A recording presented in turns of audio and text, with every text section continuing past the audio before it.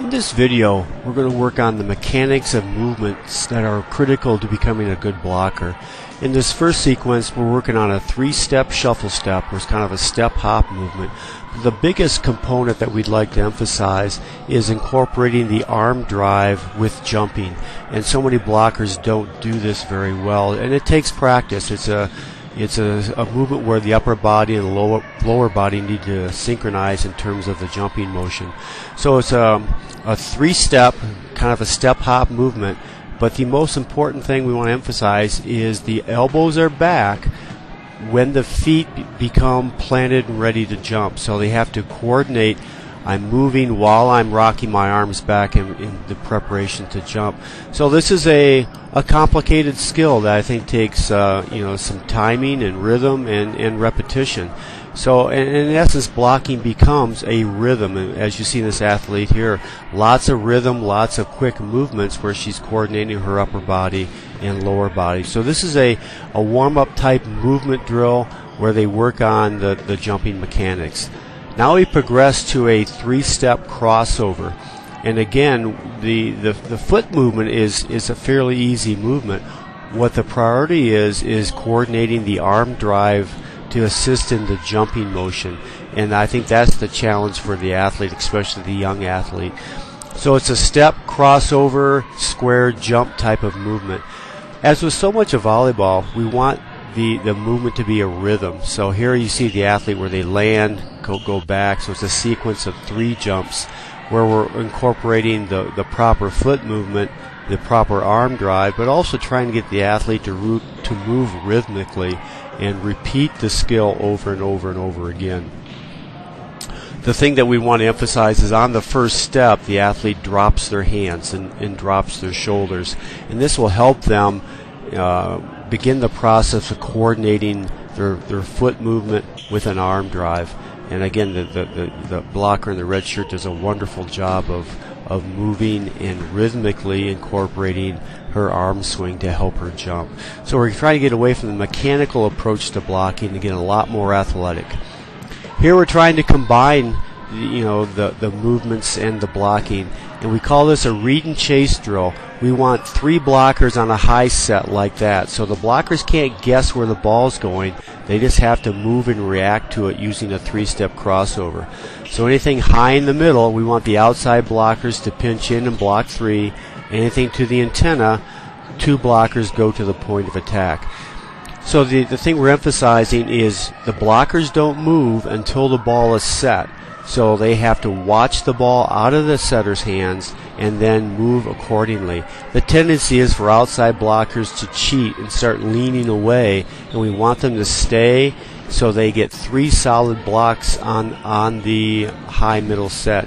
And this is something that takes practice because blockers inherently want to guess and try to predict where the ball's going. And the term we use is we'd rather you be late than wrong. So they have to watch. If the ball goes high middle like this, the outside blockers pinch in. If it goes to the outside, they react to it. So it's read the set and then chase the ball. And this takes a lot of work, and you really have to work on the blockers focusing their eyes on the ball out of the setter's hands. So this is a very good drill that will transfer to when there's actually a live attacker. This next drill, we're doing a 3-step crossover, and we want the arms to shoot directly over the net. So ideally, we want the outside blocker to get their feet in front of the 2 balls that are being held, and then 1 hand on each ball. If they don't get their feet there, they have to reach sideways, and we don't want them doing that. So proper footwork is pretty important. To emphasize making sure they're reaching over and in towards the center of the court, we'll have the outside hand touch both balls, while the inside hand just touches the inside ball. So again, the priority is get your feet all the way to the outside, reach straight over on the outside ball, and then bring your hand back in and touch the inside ball. This blocker is having difficulty because she's not getting her feet to the outside, and she's having to reach sideways to touch the outside ball. So sometimes you have to watch the feet as well as what's going on above the net. But we always want blockers to reaching straight over or straight over back to the inside. This is a drill, it's more of a posture drill and a movement drill, where the blocker needs to stay in a loaded position. They need to line up with the hitter's shoulders, so the hitter is always hitting straight with their shoulders, and the blocker has to move and react. So sometimes there's a fake attack where they have to land and react quickly, as they do here, to the second swing. So the focus for the coach needs to be on the blocker being in a loaded position, ready to jump quickly. If there's a fake and they have to land and move, they land in a jumping posture, they move in a jumping posture, then they react quickly.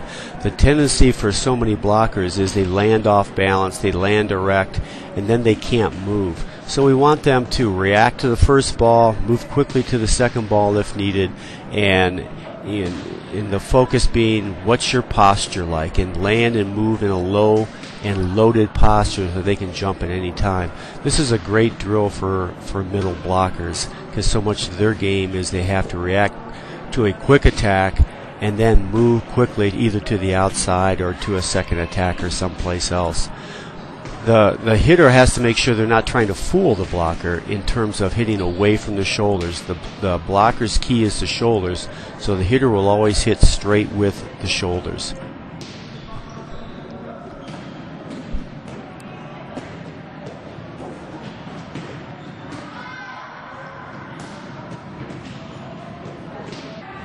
In this drill, we put multiple antennas up, and the outside attacker needs to avoid the antennas, or in this case the shaded area.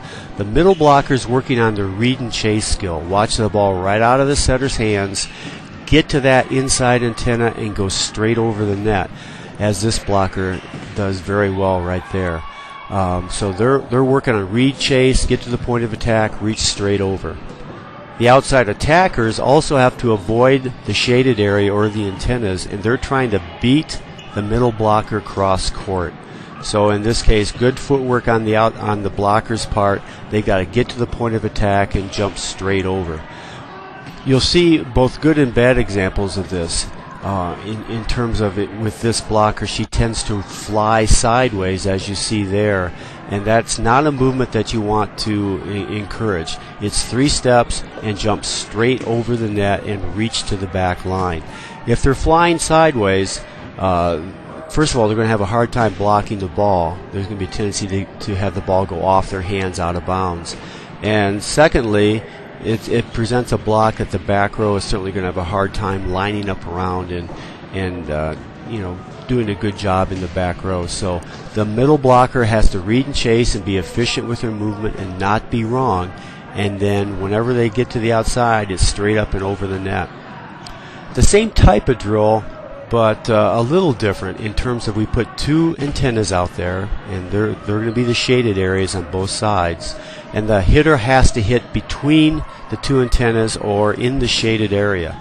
The challenge for the middle blocker now becomes to read and chase, get to the point of attack, and get 4 hands in the shaded area. And that's where it becomes a challenge.